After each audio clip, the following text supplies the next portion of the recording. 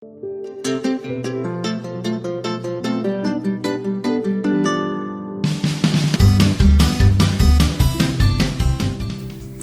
મિત્રો, આપણે પરિકરની મદદથી વર્તુળ દોરતા શીખ્યા. ઘણી વખત આપણે પરિકરની મદદ વગર પણ વર્તુળ દોરતા હોય, જેમ કે ક્યારેક આપણે બંગડીની મદદથી કે એવી કોઈ અન્ય વર્તુળાકાર વસ્તુની મદદથી વર્તુળ દોરતા હોઈએ. વર્તુળ દોરવામાં જ્યારે આપણે કેન્દ્રની જરૂરિયાત હોય ત્યારે આપણે પરિકરની મદદથી વર્તુળ દોરવું જરૂરી છે. જો તમારે પરિકરની મદદ વગર દોરેલું વર્તુળ હોય એનું કેન્દ્ર શોધવું હોય તો તમે શું કરી શકો? તો જેમ કે તમે એક વર્તુળ દોરેલું છે. હવે આ વર્તુળ છે એ કાગળને વચ્ચેથી વાળો અને ત્યારબાદ આ રીતે વાળો. વાળ્યા પછી વચ્ચે જે આ બંને રેખાઓ મળે છે, આ જે બિંદુ છે તે વર્તુળનું કેન્દ્ર છે એવું તમે માની શકો. જ્યારે તમે પરિકરની મદદથી વર્તુળ દોર્યું છે ત્યારે વચ્ચેના ભાગ જ્યાં અણી રાખેલી છે એ ભાગ કેન્દ્ર છે એ તમને ખબર છે. તો પરિકરની મદદથી દોરેલું વર્તુળ અને પરિકરની મદદ વગર દોરેલું વર્તુળ આપણે બંનેનું કેન્દ્ર જોયું. હવે આપણે જોઈએ કે પરિકરની મદદથી આપણે વિવિધ આકૃતિઓ કે આકારો દોરવા હોય તો કઈ રીતે દોરાય.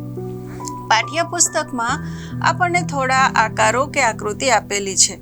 સૌથી પહેલા આપણે એ આકારોને દોરવા માટે પરિકરની અંદર પેન્સિલને એડ કરી લઈશું, એડજસ્ટ કરી લઈશું અને ફિટ એકદમ એને ટાઈટ પેક કરી લઈશું.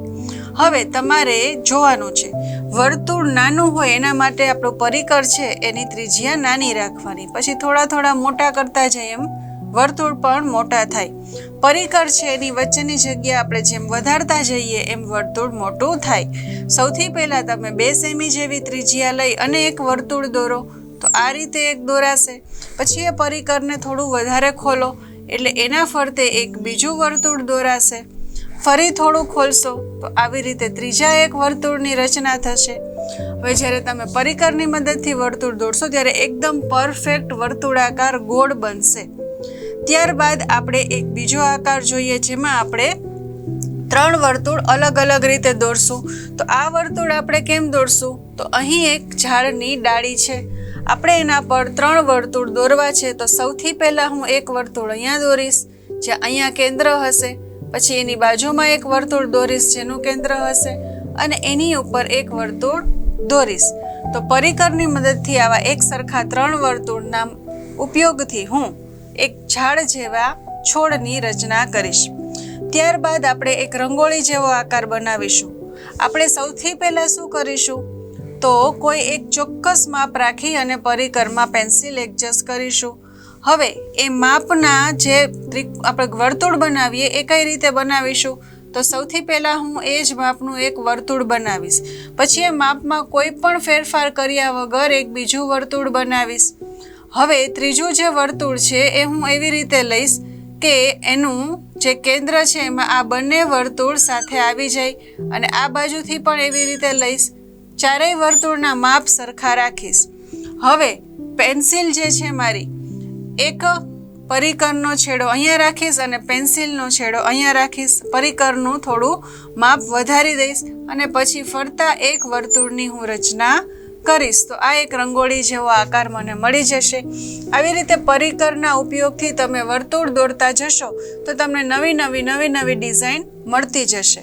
એક ડિઝાઇન આવી પણ કરી શકો જેમ કે તમે એક નાનું વર્તુળ લો છો, આ વર્તુળ દોર્યા પછી એનું જે કેન્દ્ર છે ત્યાંથી તમે બીજું વર્તુળ દોરો.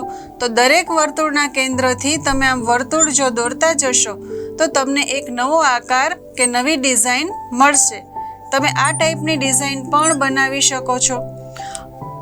પરિકરની મદદથી જ્યારે તમે વર્તુળ દોરો છો ત્યારે ખાસ ધ્યાન એ રાખવાનું હોય કે એનું જે માપ છે એ ફરી જાય નહીં તો એ પરફેક્ટ ગોળ બનશે નહીં. એટલે તમારે પેન્સિલને પણ એકદમ સરસ રીતે ફિટ એડજસ્ટ કરી લેવાની અને જે તમે માપ રાખેલું છે એ હલી ન જાય, નાનું કે મોટું ન થઈ જાય એ પણ જોવાનું હોય. તો આ રીતે તમે પરિકરની મદદથી વિવિધ આકારો દોરી શકો છો અને પરફેક્ટ ગોળાકાર બનાવી શકો છો.